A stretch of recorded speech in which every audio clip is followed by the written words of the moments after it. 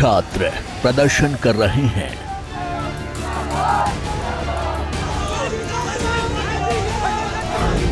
Police action ले रही है।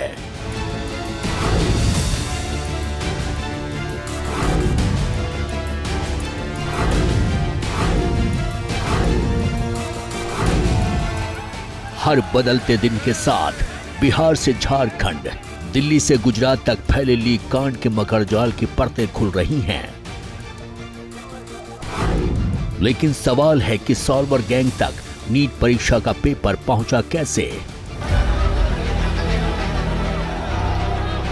नीट परीक्षा में गड़बड़ी या कहिए पेपर लीक वाली धांधली को लेकर पूरे देश में बवाल मचा हुआ है।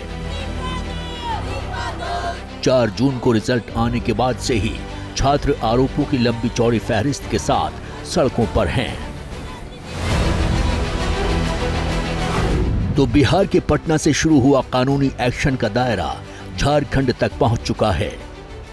देर रात बिहार की आर्थिक अपराध इकाई यानी ईओयू ने झारखंड के देवघर से 6 आरोपियों को गिरफ्तार किया है। पंकु कुमार, परमजीत सिंह उर्फ बिट्टू, चिंटू उर्फ बालदेव कुमार, काजू उर्फ प्रशांत कुमार, अजीत कुमार, राजीव कुमार उर्फ कारू। ये सभी बिहार के नालंदा के रहने वाले हैं, जिन्हें झारखंड के देवघर से झुनू सिंह के मकान से पकड़ा गया। बताया जा रहा है कि सभी आरोपी देवघर में मजदूर बनकर रह रहे थे। माना जा रहा है कि देवघर से गिरफ्तार सभी आरोपियों से पूछताछ के बाद बड़ा खुलासा हो सकता है। बताया जा रहा है कि सफेद रंग की डस्टर गाड़ी की वजह से बिहार से झारखंड तक फैले पेपर लीक के मकड़जाल का खुलासा हुआ। ये डस्टर गाड़ी है सफेद कलर की, और इस सफेद कलर की गाड़ी में सिकंदर नाम का शख्स बैठा था, जो सरकारी विभाग में, जल संसाधन विभाग में जूनियर इंजीनियर के पद पर तैनात था। उसके साथ रांची का एक ठेकेदार भी बैठा हुआ था।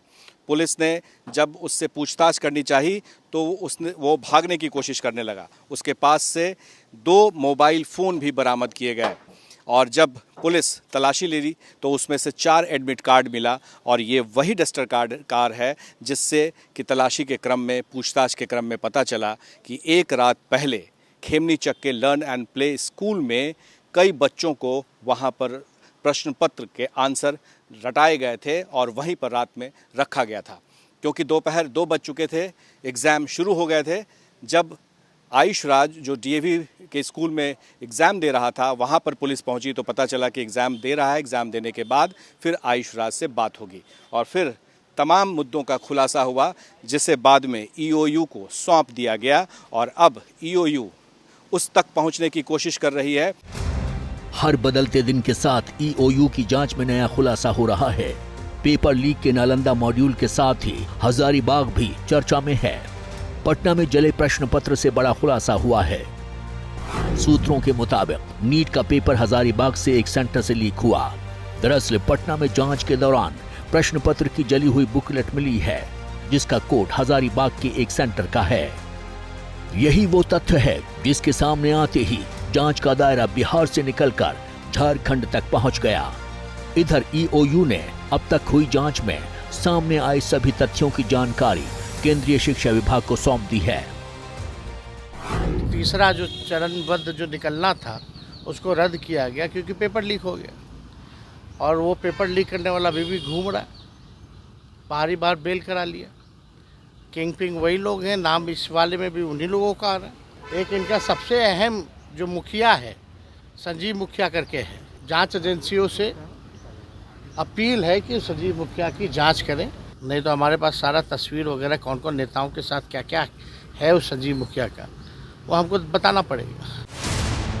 ईओयू की जांच हो या सियासत के सूरमाओं के बयान, संजीव मुखिया को पेपर लीक का मास्टरमाइंड कहा जा रहा है। तस्वीर देखिए, साधारण सा दिखने वाला यही वो चेहरा है जिसे पेपर लीक कांड का मुख्य सरगना कहा जा रहा है। हालांकि अब तक इस संजीव मुखिया को गिरफ्तार नहीं किया जा सका है। शुक्रवार को एबीपी न्यूज संवाददाता शशांक संजीव मुखिया के पैतृक गांव नालंदा के नगर नौसा पहुंचे तो पता चला लंबे समय से उसे किसी ने नहीं देखा। वक्त संजीव मुखिया के घर पर हैं, उनके भाई हमारे साथ हैं। क्या नाम है आपका? राजीव। संजीव मुखिया क्या भाई हैं? हाँ भाई हैं छोटे। कहाँ है संजीव मुखिया? हमको नहीं पता है। बताया जा रहा है कि फरार चल रहे हैं। तो तुम न्यूज में आते ही रहता है कि फरार चल रहे हैं, लेकिन हमको कहाँ नहीं पता है कहाँ है बस। संजीव मुखिया के परिवार में सिर्फ बेटा शिव डॉक्टर है। कहा जा रहा है कि वो भी सॉल्वर गैंग का सदस्य रहा संजीव मुखिया की तरह। कहने का तो कोई भी कुछ भी कर सकता है। हम तो गांव में रहते हैं तो हमको तो उतना कोई मतलब है नहीं। वैसे भी उनसे मतलब नहीं रहा, जब से बंटवारा हुआ उतना मतलब रहता नहीं। ये मामला नहीं है, इससे पहले भी संजीव मुखिया का नाम पेपर लीक के दूसरे मामलों में आ चुका है। बताया जा रहा है कि संजीव मुखिया ने पटना के खेमनीचक में 20 से 25 कैंडिडेट्स को लर्न प्ले स्कूल के बॉयज हॉस्टल में ठहराया था। यहीं पर उसने अभ्यर्थियों को पेपर के जवाब रटवाए।